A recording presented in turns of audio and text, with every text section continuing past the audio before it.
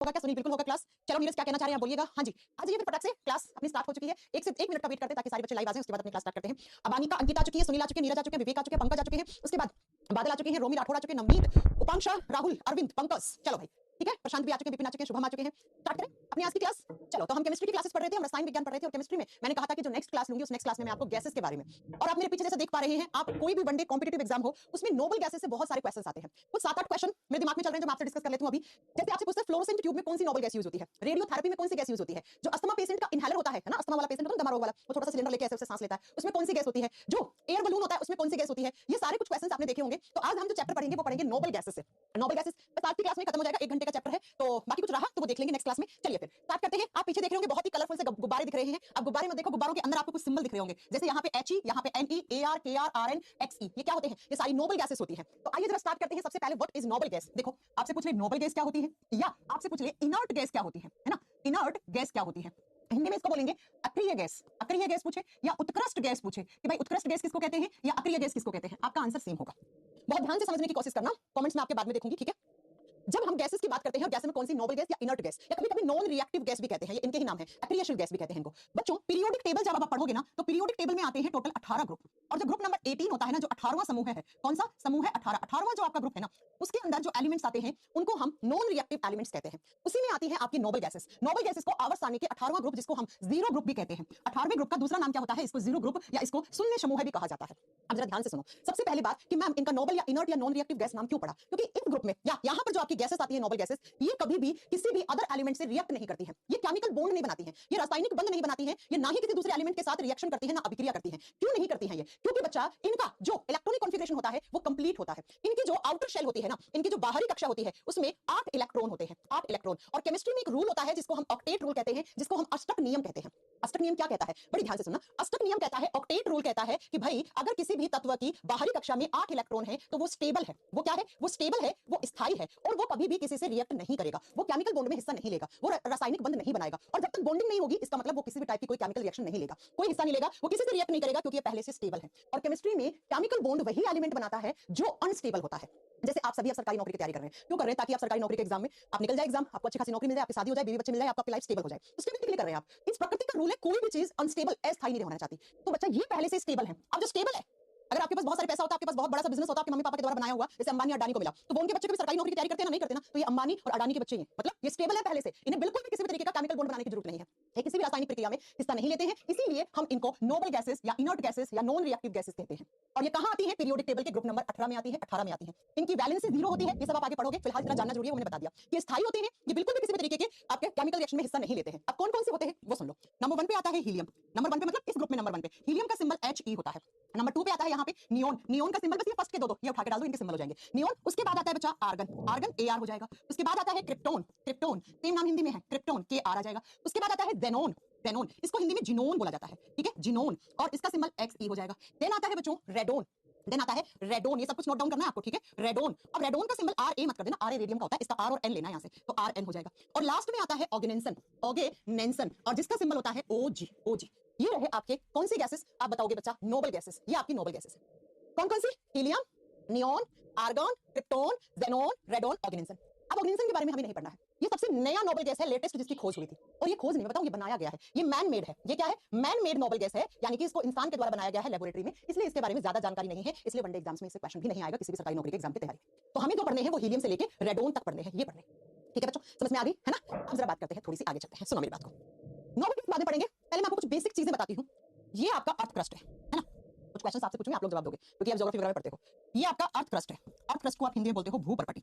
Noble gas पे आएंगे, थोड़ी देर के बाद आएंगे, कुछ क्वेश्चंस पूछ लूं मैं आपसे जो आपके यहाँ से जानने जरूरी है। अर्थ क्रस्ट की कितनी हाइट तक हमें गैसेस मिलती है? जरा बताओ मुझे कि अर्थ क्रस्ट की कितनी हाइट तक, तो आपने पढ़ा होगा कितनी ऊंचाई तक? 400 किलोमीटर तक हमें क्या मिलती है? गैसेस मिलती है ना? तो ये आपका यहां से लेकर यहां तक की ये जो हाइट है, यहां तक आपका 400 किलोमीटर, यानी कि अर्थ क्रस्ट से हमें 400 किलोमीटर तक हमें गैसेस मिलती हैं। इस एटमॉस्फेयर में, इस वातावरण में आपको गैसेस मिलती हैं। ठीक है, समझ में आ गई मेरी बात? कुंदन जी कह रहे 18 किलोमीटर तक, कुंदन जी मरवाओगे क्या? हाँ, ऑक्सीजन की कमी हो जाएगी, मर जाएंगे, ठीक है। तो अर्थ क्रस्ट यानी भूपर्पटी से एटमॉस्फेयर में कितना? 400 किलोमीटर तक हमें गैसेस मिलती हैं। जब हम इन गैसेस की बात करते हैं तो 100% गैस होंगी। सबसे ज्यादा आप सभी जानते हो हमारे एटमॉस्फेयर में नाइट्रोजन गैस होती है। क्वेश्चन सुनते जाना, कभी कभी थके हुए क्वेश्चन भी आ जाते हैं एग्जाम में। नाइट्रोजन गैस होती है, और नाइट्रोजन गैस कितना परसेंट? 78% में होती है। ये बात जानते हो 78% में। उसके बाद दूसरी जो सबसे ज्यादा गैस है नाइट्रोजन के बाद वो है ऑक्सीजन। ऑक्सीजन का परसेंटेज होता है 21% में। और जो बचा हुआ 1% है इसमें अदर गैसेस आती हैं, इनमें अन्य गैसेस आ जाती हैं। अन्य में आपकी सारी आ जाएंगी, ठीक है, जो भी बची वो सारी कार्बन डाइऑक्साइड वगैरह सब यहीं आ जाएंगी। और अदर गैसेस में सबसे ज्यादा कौन सी है? अदर गैस में 1% में बचा। अब इस 1% में सबसे ज्यादा कौन सी होती है? और यही एग्जाम का क्वेश्चन है। इसमें सबसे ज्यादा 0.93% में आपकी आर्गन होती है। बच्चों आप सोच रहे हो कि मैम ऐसा एग्जाम में क्वेश्चन आता है? एसएससी ने ये क्वेश्चन पूछा हुआ है। कितना थका हुआ क्वेश्चन है, एसएससी ने पूछा हुआ क्वेश्चन है। ठीक है, मैंने क्या कहा? मैंने कहा अर्थ क्रस्ट से 400 किलोमीटर की हाइट तक हमें गैसेस मिलती हैं। इन गैसों में सबसे ज्यादा नाइट्रोजन 78% में होता है, उसके बाद ऑक्सीजन 21% में, अन्य गैसें मतलब सारी मिला के 1% में आती है, और 1% में सबसे ज्यादा आर्गन होती है। अब थोड़ी देर पहले मैंने ये बताया आर्गन क्या है। आर्गन एक नोबल गैस है या नहीं है? लिखा है ना, आर्गन एक इनर्ट गैस है, आर्गन एक अक्रिय या उत्कृष्ट गैस है। तो आपसे क्वेश्चन पूछ ले एग्जाम में कि नोबल गैसेस में सबसे ज्यादा गैस कौन सी होती है? तो बच्चा नोबल गैस में ये सबसे ज्यादा है। कौन सी? आर्गन। सबसे ज्यादा अक्रिय गैस है ये, जो हमने अभी पढ़ाई ना, helium, neon, argon, krypton, radon और ज़ीनोन। इनमें most abundant noble gas among all noble gases में कौन सी? आर्गन है। ये क्वेश्चन पूछा हुआ है। बात समझ में आ गई? अब जरा सुनो क्वेश्चन 2 और क्या आते हैं। मैंने ये चीज क्यों समझाई? 2 क्वेश्चन पूछने के लिए समझाई आपसे। क्या क्वेश्चन आता है कि एटमॉस्फेयर में कौन सी गैस नहीं होती और क्यों नहीं होती? बता सकते हो? हाँ जी, बता सकते हो कि एटमॉस्फेयर में कौन सी गैस नहीं मिलती? कोई क्वेश्चन करके बताएगा बच्चा? मैं यही क्वेश्चन पूछा और इसका आंसर हमें पता था। बहुत ही बढ़िया है। देखो मेरी बात को जरा ध्यान से सुनना। इस एटमॉस्फेयर में हाइड्रोजन गैस H2 गैस नहीं मिलती है। हाइड्रोजन गैस नहीं मिलती है। क्यों नहीं मिलती है? उसके पीछे का रीजन क्या है? हाइड्रोजन गैस का डेंसिटी क्या होता है बच्चा? आप बताओगे ज्यादा होता है तो वो यहां से क्रॉस कर जाती है इसको। तो एग्जाम के पॉइंट ऑफ व्यू से एक बच्चा कह रहा है ऑर्गेनाइजेशन, गलत आंसर है बच्चा। और हाइड्रोजन गैस की डेंसिटी कम है, सॉरी ज्यादा नहीं, ठीक है। हाइड्रोजन जो गैस होती है इसकी डेंसिटी क्या होती है? कम है, इसका घनत्व कम है। तो हाइड्रोजन गैस की डेंसिटी कम होने के कारण वो इसे क्रॉस कर जाएगी और इसीलिए हाइड्रोजन गैस जो है वो आपके एटमॉस्फेयर में नहीं मिलती है। एटमॉस्फेयर में नहीं मिलती है। लिख दो, ये नहीं मिलती है। रीजन मैंने दे दिया है कि इसका घनत्व कम है तो वो इसे क्रॉस कर जाएगा यहां से, तो हाइड्रोजन गैस आपको नहीं मिलेगा। अब दूसरा सुनो, रेडोन गैस जो होता है ना, Rn, रेडोन गैस, ये सबसे हेवीएस्ट गैस है, ये सबसे भारी गैस है। तो इसका डेंसिटी ज्यादा हो गया है ना, ये हेवीएस्ट गैस है, तो ये यहां से अर्थ क्रस्ट में आ जाती है। ये यहां से अर्थ क्रस्ट में आ जाती है। तो एग्जाम में कैसे क्वेश्चन आते हैं वो सुनो। एग्जाम में क्वेश्चन आता है कि एटमॉस्फेयर में कौन कौन सी गैस नहीं मिली? एक तो हाइड्रोजन नहीं मिली, दूसरी रेडोन। एटमॉस्फेयर तो ये है ना, तो ये रेडोन हैवी होने के कारण ये अर्थ क्रस्ट में आ गया नीचे की तरफ। तो हाइड्रोजन ऊपर चला गया, रेडोन नीचे आ गया। तो हमें इस एटमॉस्फेयर में 2 गैस नहीं मिलती। तो लिख दो, पहला क्वेश्चन था हाइड्रोजन गैस नहीं मिलती बिकॉज इसकी डेंसिटी कम है, इसलिए ये एटमॉस्फेयर में नहीं मिलती है। इंग्लिश में कैसे लिखोगे? Hydrogen gas is not present in atmosphere because it's low density. Hindi में लिख लेना, क्या हाइड्रोजन गैस का घनत्व कम होने के कारण वो वातावरण में या एटमॉस्फेयर में हमें नहीं मिलती है। अब दूसरा लिखो, रेडोन गैस भी नहीं मिलती है। Radon gas is also not present in atmosphere because it is heaviest gas. It is heaviest gas. Hindi medium वाले बच्चे लिखो, रेडोन गैस भारी होने के कारण वातावरण में नहीं मिलती है। लिख दो, रेडोन गैस भारी होने के कारण, हैवी होने के कारण, भारी होने के कारण वातावरण में नहीं पाई जाती है। वातावरण में नहीं पाई जाती है, नहीं पाई जाती है। ठीक है बच्चों, नहीं पाई जाती। 4 क्वेश्चन करवा दिए मैंने। कैसे कैसे? 2 क्वेश्चन तो ये कि कौन कौन सी गैस हमें एटमॉस्फेयर में नहीं मिलेंगी? हाइड्रोजन और रेडोन। हाइड्रोजन क्यों नहीं मिलेगी, रेडोन क्यों नहीं मिलेगी? दोनों के कारण ये रहे। आप दोनों को नोट डाल के लिख लेना। तीसरा क्वेश्चन आता है कि अदर गैसेस में सबसे ज्यादा अक्रिय गैस कौन सी है? तो आपको बताना है वो आर्गन है, वो आर्गन है। और चौथा क्वेश्चन इसी में छुपा हुआ है। चौथा क्वेश्चन क्या है कि लाइटेस्ट गैस कौन सी है? लाइटेस्ट गैस जिसका डेंसिटी सबसे कम होगा वही तो सबसे हल्की गैस होगी। तो सबसे हल्की गैस कौन सी है? Hydrogen gas. तो लिख दो, लाइटेस्ट गैस इज हाइड्रोजन। ये 4 क्वेश्चन थे बच्चा। सबसे हल्की गैस हाइड्रोजन होती है, सबसे हल्की गैस हाइड्रोजन होती है, लेकिन हाइड्रोजन को हर जगह नहीं लेके जा सकते बिकॉज आग लगा देगी, बिकॉज ये आग लगा देगी। ठीक है, समझ में आ गया? चले आगे। तो ये मैंने गैसेस के बारे में बात बता दी। अब जरा बात करते हैं नेक्स्ट। हम क्या पढ़ रहे थे? Noble gases. नोबल गैसेस कितनी होती है? मैंने आपको ये लिखवा दिया, इतनी होती है। Helium, neon, argon, krypton, xenon, radon. ये मैन मेड अगर क्वेश्चन पूछ ले कि मनुष्य के द्वारा बनाई गई लेटेस्ट यानी कि नई नोबल गैस कौन सी है? ऑर्गेनाइजेशन है। ये सारी स्टेबल होती है, ये नॉन रिएक्टिव होती है, ये रिएक्ट नहीं करती है। क्यों नहीं करती? क्योंकि भैया इनका ऑक्टेट, इनका इलेक्ट्रॉनिक कॉन्फ़िगरेशन कंप्लीट होता है। इनका इलेक्ट्रॉनिक विन्यास भरा हुआ होता है। आउटर शेल में 8 इलेक्ट्रॉन होते हैं और केमिस्ट्री कहती है कि 8 इलेक्ट्रॉन है तो ये स्टेबल है, ये स्थायी है, ये किसी से भी रिएक्ट नहीं करेंगे। अब आ जाओ, एक एक करके सब पढ़ना शुरू कर देते हैं। ठीक है, सब पढ़ना शुरू कर देते हैं। अब सब पढ़ने शुरू करने से पहले एक चीज नोट डाल के और लिख लेना इन नोबल गैसेस के बारे में। नोबल गैसेस मोनो एटॉमिक होती है। Mono atomic. अच्छा, ऐसे पूरा सेंटेंस बना के लिखो, नहीं तो कहोगे मैम हम नोट्स कैसे बनाएं, है ना? तुम लोगों की ये भी तो प्रॉब्लम रहती है ना। लिखो, नोबल गैसेस या इनर्ट गैस लिखो, मैं बात एक ही है। Noble gases are monoatomic gases. अब ये मोनो एटॉमिक का क्या लफड़ा है? आपसे एग्जाम में कैसे क्वेश्चन पूछे? पहले हिंदी में लिखो, अक्रिय गैस एकल परमाणुक होती है। क्या सभी अक्रिय गैस? सभी लगा दो आगे, और लगा दो। अक्रिय गैस एकल परमाणुक होती है। अब ये एकल परमाणुक क्या होती है? आपने क्वेश्चन देखे ना बच्चा ऐसे, जैसे मैं आपको एक क्वेश्चन बना के देती हूँ। क्वेश्चन आता है oxygen, CO2, H2, He। He लिखो सर, बाद में ये He2 को तो बाद में समझाऊंगी आपको। उस टाइम में से कौन सी मोनो एटॉमिक गैस है? एकल परमाणुक कौन सी है? कौन सी डाई एटॉमिक है? मैं आपको कांसेप्ट समझा देती हूँ, फिर कैसे क्वेश्चन आ जाए आप सही कर दोगे। ठीक है, ठीक है। कि कौन है, कौन कह रहा है कि ये मैम ये कैमरा ठीक कर लो, क्वालिटी सही नहीं आ रही है। 1 मिनट बाबा, इससे अच्छी क्वालिटी कहां लोगे तुम? उज्जवल, अपना नेट चेक करो, अपना इंटरनेट चेक कर लो उज्जवल। ठीक है, इससे अच्छी क्वालिटी नहीं मिलेगी आपको। मेरी तरफ से कोई प्रॉब्लम नहीं है, आपका इंटरनेट वगैरह खराब होगा। सुनो बड़ी ध्यान से सुनना। आपने लिखा O2, O2 ये जो दो है ना, ये दो किसको रिप्रेजेंट करता है? ये कह रहा है कि इस O2 में ऑक्सीजन के दो एटम है, दो परमाणु है। ऐसे दो हैं, एक ऑक्सीजन दो ऑक्सीजन, दो है तो ये तो डाई एटॉमिक हो गया ना, ये तो द्विपरमाणुक हो गया। ऐसे कार्बन डाइऑक्साइड में देखो, कार्बन ऑक्सीजन, कार्बन और ऑक्सीजन, इसमें भी दो एटम है, दो परमाणु है। ऐसे ही हाइड्रोजन के आगे 2 लगा हुआ है, यानी कि दो हाइड्रोजन के एटम है, दो हाइड्रोजन के परमाणु है। लेकिन हीलियम He यहाँ पे कुछ भी नहीं लिखा हुआ है नीचे, तो ये क्या है? इसमें सिर्फ हीलियम का एक ही एटम है, इसमें हीलियम का एक ही एटम है, एक ही परमाणु है इसके अंदर। ठीक है बच्चा, तो ये मोनो एटॉमिक हो गया। कभी भी आप हीलियम को ऐसे लिखा हुआ नहीं देखोगे। कभी देखा है He2 ऐसे लिखा हुआ? कभी हो ही नहीं सकता। क्यों? क्योंकि हीलियम में बच्चा, ये आप कह दोगे हीलियम में दो तो है, एक H है एक E है। अरे ये इसका सिंबल है, He ये इसका सिंबल है बेटा, ये इसका सिंबल है। ठीक है, लेकिन एक कमेंट और किया तो ब्लॉक करवा दूंगी क्लास से, याद रखना। ठीक है, एक कमेंट और किया तो क्लास से ब्लॉक करवा दूंगी। बात समझ में आ गई? ऐसे ही आप जितनी भी सारी नोबल गैसेस है ना, इन सबको आप देख लो बेटा फटाक से। जितनी भी नोबल गैसेस है ना, ये देखो, ये भी एक ही एटम वाली है, ये भी एक ही एटम वाली, ये भी एक, ये भी एक, ये भी एक, ये भी एक। तो ये सारी मोनो एटॉमिक गैसेस होती है। तो एग्जाम में क्वेश्चन क्या आता है? एग्जाम में क्वेश्चन आता है, चार ऑप्शन देगा ऐसे और फिर पूछेगा इसमें से मोनो एटॉमिक कौन है। तो याद रखना, नोबल गैसेस जो होती है ना, वो हमेशा मोनो एटॉमिक होती है, मतलब एकल परमाणु वाली होती है, उसमें एक ही परमाणु होता है, एक ही एटम होता है। इसलिए हम कभी हीलियम को ऐसे टू नहीं लिखते हैं। समझ में आ गई मेरी बात? चलो, ये मैंने नोट डाल के पॉइंट लिखवा दिया, क्योंकि यहाँ से क्वेश्चन बन जाता है एग्जाम में। अब हम बात करेंगे एक एक नोबल गैस के बारे में, पढ़ेंगे कैसे यूज होता है उसका, कैसे एग्जाम में क्वेश्चन आते हैं। ठीक है, चलो सुनो जरा। मैम ऑक्सीजन को भी O2 लिख सकते हैं, तो O2 तो लिखा मैम ने, ऑक्सीजन में दो ऑक्सीजन के परमाणु हैं। चलो नंबर 1 लगा लो, हीलियम के बारे में पढ़ेंगे सबसे पहले। हीलियम, जिसका सिंबल क्या होता है? He, helium.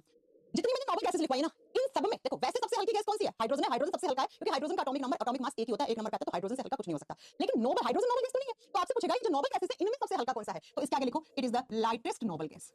It is the lightest noble gas. बच्चा देखो, यह सबसे हल्की अक्रिय गैस है, सबसे हल्की अक्रिय गैस है, सबसे हल्की अक्रिय गैस है बच्चा। Helium, neon, argon, krypton, xenon, radon, इनमें सबसे हल्की कौन सी होगी? हीलियम होगी। वैसे सबसे हल्का, अगर आपसे सीधा पूछ ले एग्जामिनर, एग्जामिनर कहते भैया लाइटेस्ट गैस कौन सी है, तब आप हमेशा ऑप्शन में हाइड्रोजन को ही सही करके आओगे कि H2 गैस सबसे हल्की है। क्यों? क्योंकि एक नंबर पे आता है, इससे हल्का कुछ हो नहीं सकता। अब जो हाइड्रोजन गैस को हम हर जगह कैरी नहीं कर सकते।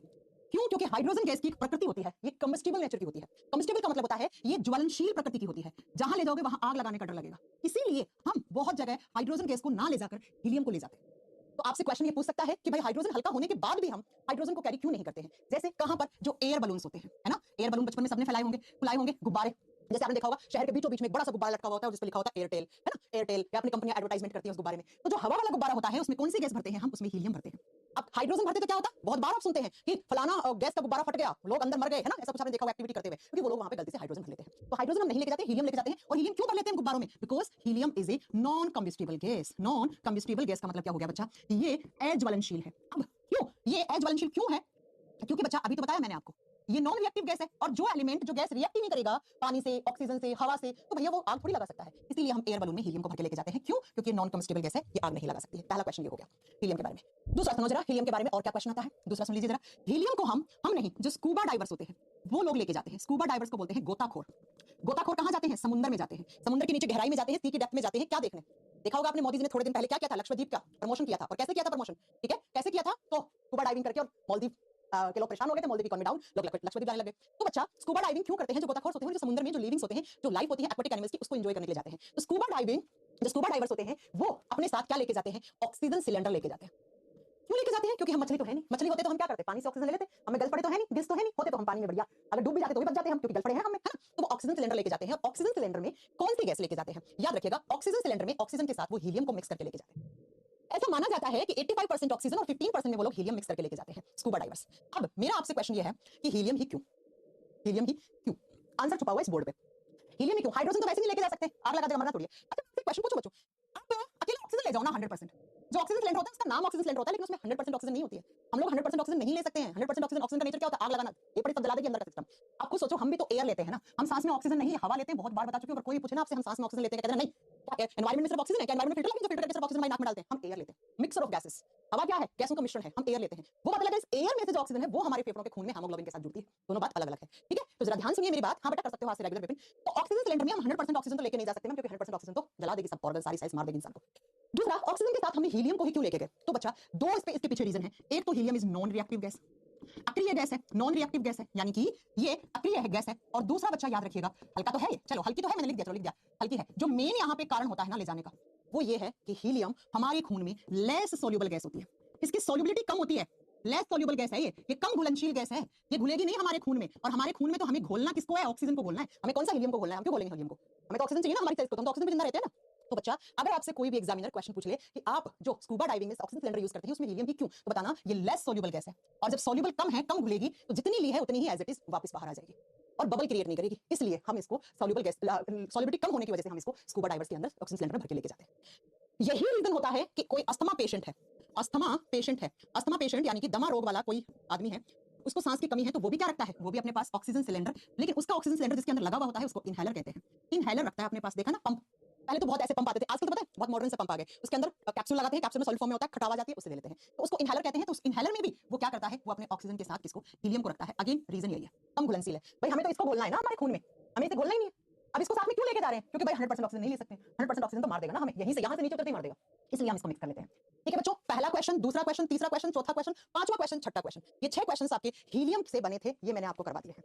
चलें आगे। हाँ जी, एक क्वेश्चन और है जो आप लोगों ने पढ़ा है, नहीं पढ़ा है तो लिख लो। हीलियम गैस सन सरफेस पे भी पाया जाता है, लिख देना, it is also present on surface of sun, यह सूर्य की सतह पे भी पाया जाता है, सूर्य की सतह पर भी पाया जाता है। और आप जानते हो कि सूर्य की सतह पे दोनों ही हल्की गैसेस हैं, कौन कौन सी, एक हाइड्रोजन गैस और दूसरी कौन सी, हीलियम गैस। हाइड्रोजन और हीलियम गैस दोनों ही सन की सरफेस पे पाई जाती है। किस रेशियो में पाई जाती है, ये कोई बच्चा मुझे बता सकता है, हो गया जिस बोर्ड को, ये पाई जाती है 3:1 के रेशियो में, 3:1 के रेशियो में ऐसे पाई जाती है बच्चा, हाइड्रोजन और हीलियम गैस। ठीक है, हाँ राजन ने बिल्कुल सही आंसर दिया, बिल्कुल सही आंसर दिया राजन ने। चलिए, हीलियम से बनने वाले सारे क्वेश्चन करवा दिए मैंने, तो पहला नोबल गैस कंप्लीट, बनने वाले क्वेश्चंस कंप्लीट। आ जाओ दूसरे नोबल गैस पे। दूसरा नोबल गैस आता है नियोन, आजकल बहुत चल रहे हैं नियोन कलर चल रहे हैं, नियोन ग्रीन, नियोन ऑरेंज है ना, देखिए ना ब्राइट से कलर लड़का नेल पेंट लगा के रखती है, it's neon colour, no it's not orange, it's neon colour है ना। चलो neon symbol N E, atomic number मैं आपको बाद में पीरियड टेबल में याद करवा दूंगी, अभी नहीं करनी आपको। नियोन कहाँ काम आता है, नियोन कहाँ काम आता है, तो सबसे पहला जो आपसे एग्जामिनर पूछता है वो आता है जो डेंजरस लाइट होती है, जहां पर भी डेंजर सिग्नल होते हैं। डेंजर सिग्नल का मतलब है खतरनाक चिन्ह, देखते हो ना हॉस्पिटल जाते हो वहां पे क्रॉस का निशान लगा हुआ होता है, आप और भी देखते होंगे एम्बुलेंस के बाहर लगा हुआ होता है ना। डेंजर का मतलब है खतरनाक चिन्ह, जहां पर भी खतरा होता है भैया, वहां पर क्या होता है, खतरा लाल कलर से, रेड कलर से लिखा हुआ होता है, और उसके अंदर कौन सी गैस भरी जाती है, नियोन। अब अगर आपसे पूछ ले सबसे पहला तो ये कि खतरे के निशान हमेशा लाल कलर के क्यों होते हैं, तो फिजिक्स में आपने पढ़ा है, इसके पीछे दो रीजन है, स्कैटरिंग का है ना, बिखरेगा नहीं, आपको पता है, इसका प्रकीर्णन की वजह से, स्कैटरिंग की वजह से बिखरता नहीं है, और दूसरा इसकी वेवलेंथ है ना, ये फिजिक्स का चैप्टर है, आप फिजिक्स से पढ़ लोगे, इसकी तरंग दैर्ध्य ज्यादा होती है तो दूर से दिख जाता है, ये मैं नहीं पढ़ाऊंगी, ठीक है, हालांकि मैंने पढ़ाई दिया है, फिर कह रही हूं मैं नहीं पढ़ाऊंगी। तो खतरे के निशान हमेशा लाल कलर के क्यों होते हैं, तो उसके पीछे दो रीजन है, लेकिन खतरे के निशान जहां भी होते हैं उसके अंदर नियोन भरा जाता है, इसलिए वो अंधेरे में भी चमकते रहते हैं। दूसरा, आजकल लोग क्या कर रहे हैं, एडवर्टाइजमेंट करते हैं, है ना, एडवर्टाइजमेंट में भी आपने देखा होगा, विज्ञापनों में रात को दुकान खोली, दुकान के बाहर लिखा हुआ है मैकडी, और रात को वो चमक रहा है अंधेरे में, है ना, तो विज्ञापनों में भी वो चमक, रात में जो चमक है विज्ञापनों में, वो किसकी वजह से है, वो इसी नियोन गैस की वजह से है। तो अंधेरे में कोई भी डेंजर सिग्नल, कोई भी एडवर्टाइजमेंट किसी दुकान के बाहर लिखा हुआ है वो चमक रहा है, तो वो नियोन की वजह से ही चमक रहा है। ये हो गया आपका दूसरा। नेक्स्ट, नियोन यूज होता है फ्लोरोसेंट ट्यूब्स में, फ्लोरोसेंट ट्यूब्स में। अब फ्लोरोसेंट ट्यूब क्या होती है भाई, ट्यूबलाइट, ट्यूबलाइट। आजकल तो एलईडी आ गई, पहले वाली ट्यूबलाइट तो कोई यूज ही नहीं करता है अब, है ना, तो पहले वाली ट्यूबलाइट को आप फ्लोरोसेंट ट्यूब कहते थे, हिंदी में सेम नाम होगा, ये फ्लोरोसेंट ट्यूब में भरा जाता था, ठीक है, भरा जाता था। आजकल तो क्या आ गई, एलईडी बल्ब आ गया, जला लेते हो, ठीक है। नेक्स्ट, नियोन कहां काम आता है, बेकन्स लाइट बनाने में।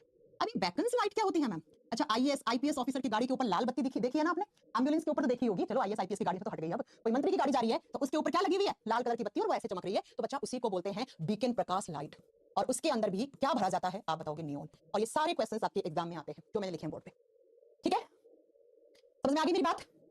हाँ जी, हाँ, बेकन्स लाइट उसी को बोलते हैं जो एम्बुलेंस के ऊपर होती है, जो मंत्रियों के गाड़ी के ऊपर होती है, उसमें भी ये रहता है। फ्लोरोसेंट ट्यूब पुराने वाले ट्यूबलाइट को कहते हैं, एडवर्टाइजमेंट और डेंजर सिग्नल में भी नियोन गैस का काम में लिया जाता है। चल, अब मैं आपको एक चीज यहाँ पे क्लियर कर दूं कि ये जो ट्यूबलाइट पुरानी आती थी इसमें आर्गन के साथ नियोन डलता था, आर्गन प्लस नियोन डलता था, राइट, आर्गन ज्यादा नियोन कम, इसके आगे लिख देना, ये ज्यादा डलता था और ये कम डलता था। चल हो गया, आइए तीसरी पे, तीसरी नोबल गैस नंबर 3 पे, आज नहीं हो पाएगी ना पूरी, चलो कोई नहीं, नेक्स्ट क्लास में कर लेंगे। नंबर 3 पे आता है आपका आर्गन। चलो, आर्गन के बारे में सबसे पहला पॉइंट तो आप ही लोग बता दोगे, अभी मैंने पढ़ाया था कि आर्गन अदर गैसेस में सबसे ज्यादा 8% है, तो क्या हो जाएगा, it is most abundant, it is most abundant noble gas, लिख दो, इट इज मोस्ट अबंडेंट या अबंडेंट नोबल गैस, यानी कि जितनी भी नोबल गैस है उनमें सबसे ज्यादा यही होती है, परसेंटेज पीछे लिख चुकी हूं, यह है सबसे ज्यादा पाए जाने वाली अक्रिय गैस है, ये सबसे ज्यादा पाए जाने वाली अक्रिय गैस है, मतलब इनमें सबसे ज्यादा यही होगी, वैसे तो नाइट्रोजन है, अक्रिय गैस है, या आप लिख दो इनर्ट गैस है, जो भी आपको लिखना है। हो गया। नेक्स्ट, आर्गन कहां काम आता है, इलेक्ट्रिक बल्ब में।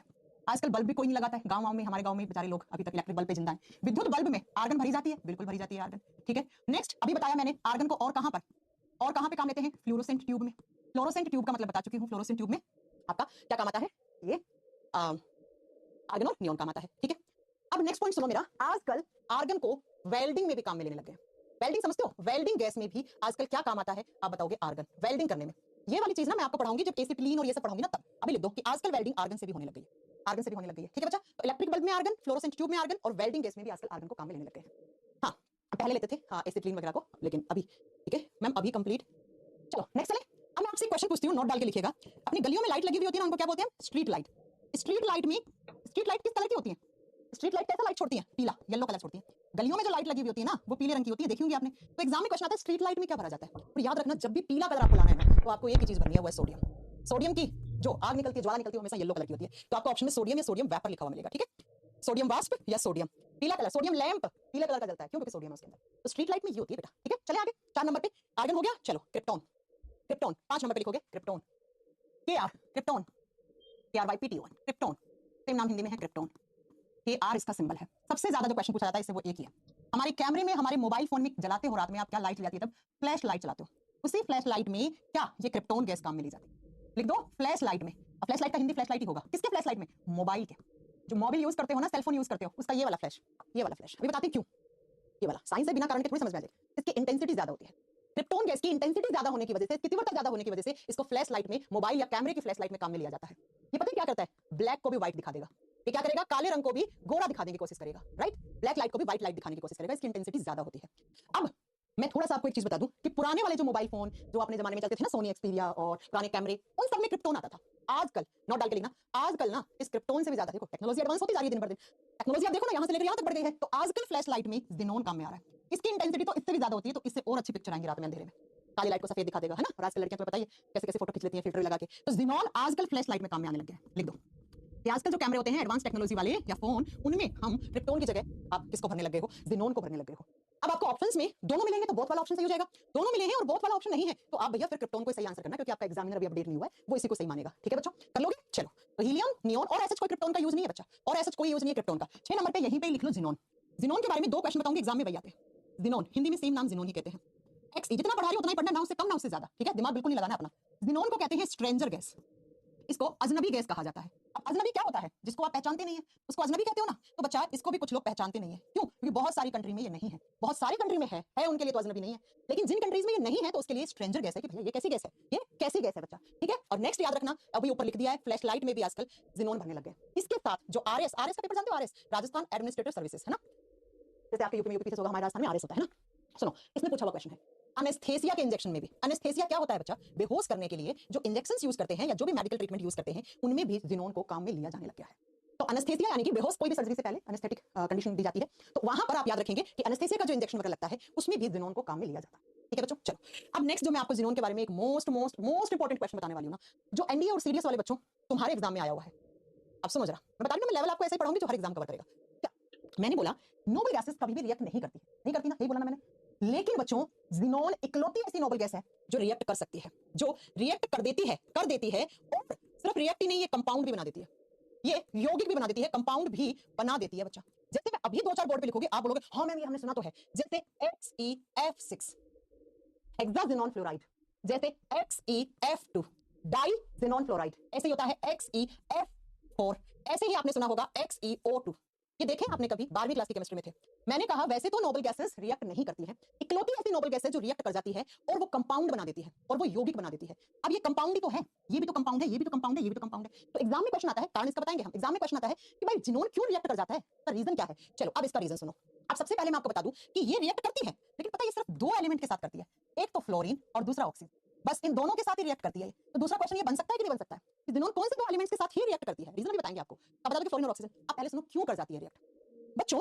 इस तरीके से मैंने लिखा हीलियम, नियोन, कहां गया, ये रहा। देखो ऊपर से नीचे आओ, ज़ेनॉन यहाँ पे है, यहाँ है ना। और जब आप पीरियोडिक टेबल में ऊपर से नीचे आते हो ना, तो एटॉमिक रेडियस बढ़ती है, एटॉमिक रेडियस इंक्रीज होती है। एटॉमिक रेडियस क्या होता है? ये न्यूक्लियस और ये आउटर शेल का इलेक्ट्रॉन, इन दोनों के बीच के डिस्टेंस को आप एटॉमिक रेडियस, आप परमाणु त्रिज्या कहते हो हिंदी में। नाभिक और किसी भी तत्व की बाहरी कक्षा में उपस्थित इलेक्ट्रॉन के बीच की जो दूरी है उसको हम एटॉमिक रेडियस या परमाणु त्रिज्या कहते हैं। ये ऊपर से नीचे आने में इंक्रीज होती है। ज़ेनॉन देखो ना, नीचे है ना, नीचे की तरफ है ना। तो बच्चों अब मेरी बात को जरा ध्यान से सुनिएगा। क्या कि एक तो ये एटम है, इस तरीके से इसका ये इतना सा डिस्टेंस है, डिस्टेंस कम है, और एक ये हो गया इतना बड़ा एटॉमिक रेडियस, डिस्टेंस ज्यादा है। अब जितना ज्यादा डिस्टेंस होगा उतना ही ज्यादा इस वैलेंस इलेक्ट्रॉन के ऊपर ये फोर्सेस कम लगेंगे, ये फोर्सेस कम लगेंगे, बल कम लगेंगे, और जिसकी वजह से ये इलेक्ट्रॉन ना रिएक्ट कर जाता है। ये वैलेंस इलेक्ट्रॉन केमिकल बॉन्ड बना जाता है, रासायनिक बॉन्ड बना जाता है, और केमिकल बॉन्ड बनेगा तो कंपाउंड बनेगा। तो बच्चों ये डिस्टेंस ज्यादा होने की वजह से ज़ेनॉन का ये इलेक्ट्रॉन केमिकल बॉन्ड बना देता है, लेकिन सिर्फ किसके साथ? फ्लोरीन और ऑक्सीजन के साथ। अब आप बोलो मैम फ्लोरीन और ऑक्सीजन ही क्यों? बिकॉज ये दोनों केमिस्ट्री में हाईली इलेक्ट्रोनेगेटिव एलिमेंट होते हैं।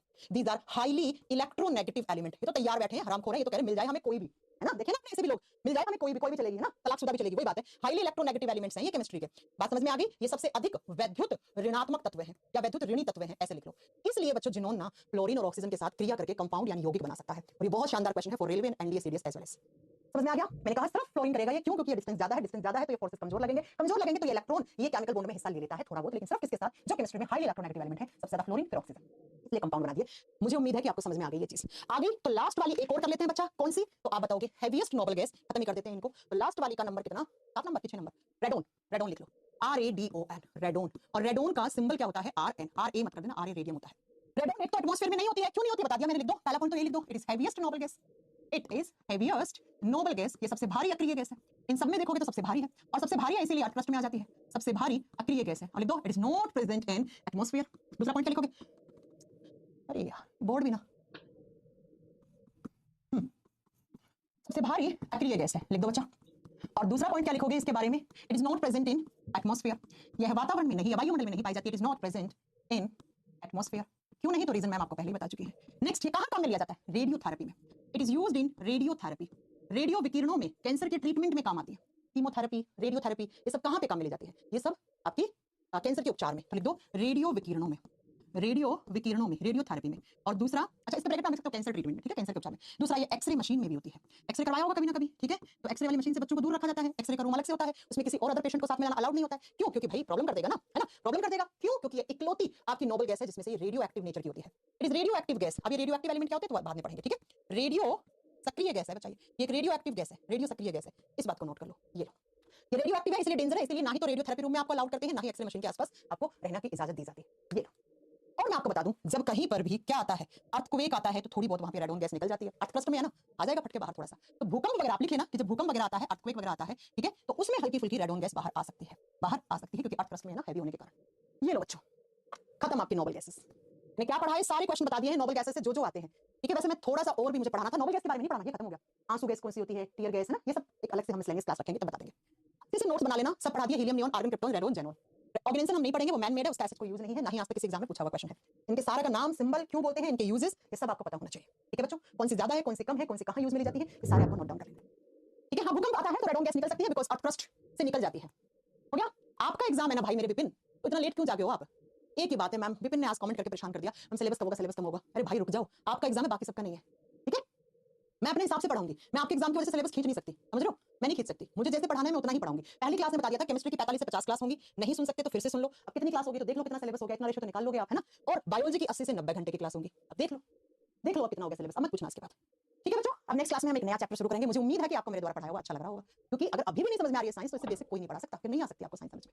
ओके बच्चों, चलो मिलते हैं नेक्स्ट क्लास में। Thank you so much, bye bye, take care, bye bye, take care. बेटा तुम ब्लॉक हो गया और कितना टाइम लगेगा, तुम्हें रेशो नहीं निकलना, रेशो नहीं निकाल पा रहे तुम्हें, घंटे तुम्हें मैंने बता दिए क्या हो गया आजकल के यूथ को, तुम लोग सच्ची बात, कुछ लोग इतना हम हमारे मास्टरों से पूछते थे, धो डालते थे, क्लास से बाहर निकलते थे। अभी तक तो घर पे फोन और जा चुका होता था, अभी तक पेरेंट्स के पास चिट्ठी जा चुकी होती। चलो बच्चों समझते, अब नेक्स्ट क्लास में मिलते हैं आपसे।